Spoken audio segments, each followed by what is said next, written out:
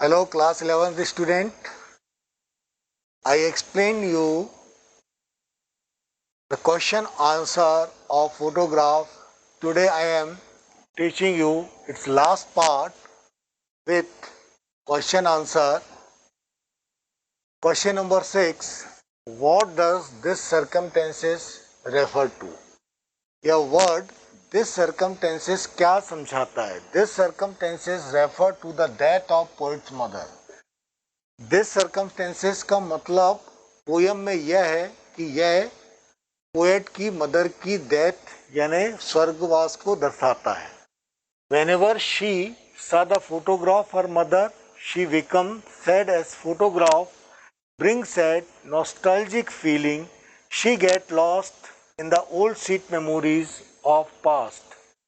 जब भी वह इस फोटोग्राफ को देखती है तो वह मानसिक रूप से परेशान हो जाती है, खराब फील करती है और पुरानी मेमोरी में चली जाती है.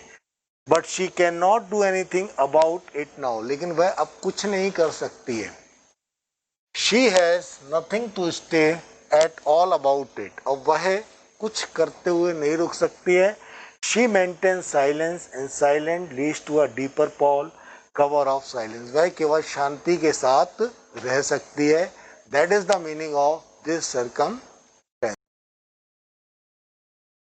Now the next question is the three stanza. देखिए ये three stanza depict three different faces what they are. इसमें हमारे पास क्या है वो ये बता रहा है. Shirley Toulson a photograph describe the three places. यानी जिंदगी के इसने थ्री प्लेसेस को यहाँ पर डिफाइन किया हुआ है. तो मेरे पास क्या है यहाँ पर जो थ्री फ्रेसेस के लिए बात कर रहा है कि जिंदगी के कौन कौन से तीन फ्रेसेस को इसने एक्सप्लेन किया है. तो फर्स्ट फ्रेस को ये है. In the first phrase the poet mother is describe as 12-year-old girl with a sweet and innocent smile.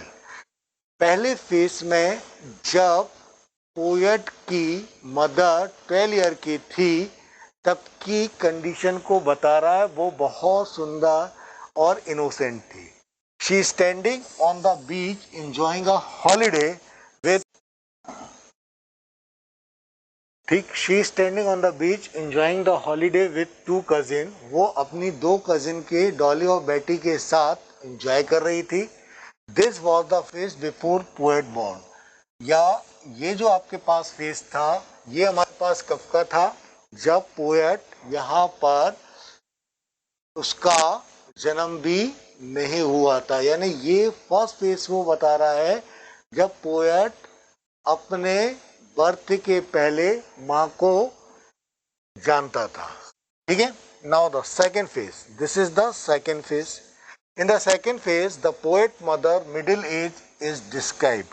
Second जिंदगी के सेकेंड फेस में मदर की मिडिल एज को एक्सप्लेन किया हो गया. Where she is laughing at her own snapshot. जब वह अपने खुद की फोटो देखकर हंसती है. Perhaps the girl were looking quite funny in the beach cloth. और जो लड़कियां हैं की बहन के साथ जो कपड़े पहने हैं वो एक हंसी के पात्र. यानी उनको खुद ही लग रहा है कि ऐसे कपड़े पहन के हमने यहाँ पर ऐसा काम किया हुआ है. And this is the third phase. तो थर्ड फेज में हमारे पास क्या है. The third phase describe the poets feeling of her mother who has died. और थर्ड फेज में उसके मदर की डेथ हो चुकी है बहुत दिनों पहले. This is the current phase. The photograph revives nostalgic feeling in her and it leads to a deeper silence. और यह जो लास्ट का थर्ड फेस है वो आज का उसका थर्ड फेस है और उसमें वह अधिक दुख अपने आप को फील करता और वो शांत हो जाता है. ठीक है. अब 2 मार्क्स के क्वेश्चन जो आते हैं द फोटोग्राफ एक्सट्रैक्ट बेक क्वेश्चन एंड आंसर. जो आपने पढ़ा है उसकी समरी के बेस पर आते हैं. तो यहाँ पर एक ऑब्जेक्टिव टाइप के क्वेश्चन को मैंने प्रिपेयर किया है. Read the extract giving below and answer any two of the question that follow. The cardboard showed me how it was when the two girl cousins went straddling, each one holding one of my mother's hand, and she, the big girl, some 10 years ago. Question number 1. What does the cardboard refer to? अब मैंने आपको story 2-3 बार समझा दी है। Cardboard लगा हुआ है, photograph लगा हुआ है, उसमें वह राइटर अपनी मदर की फोटो देखता है, उसके साथ 2 बहनें हैं, बीच में टहल रही हैं, और ऐसा करते करते उसने पूरी स्टोरी को बनाया हुआ है और वह पोयम मैंने एक्सप्लेन करी है। तो इसी को अपन को यहाँ पर एक्सप्लेन करना है। What does the cardboard here refer to, यानी हमारे पास कार्डबोर्ड यहाँ पर किसको रेफर करता है? Number 1, a thick paper on which the poet photograph was pasted, a thick envelope, a thick paper on which the poet's mother photograph pasted, a paper board. तो naturally option number C correct answer होगा, क्योंकि इसमें poet की mother का photo paste करके टंगा था, वही कार्डबोर्ड है। ठीक है, next question is this, question number 2। ठीक, क्वेश्चन नंबर 2, कार्डबोर्ड डिपिक्ट।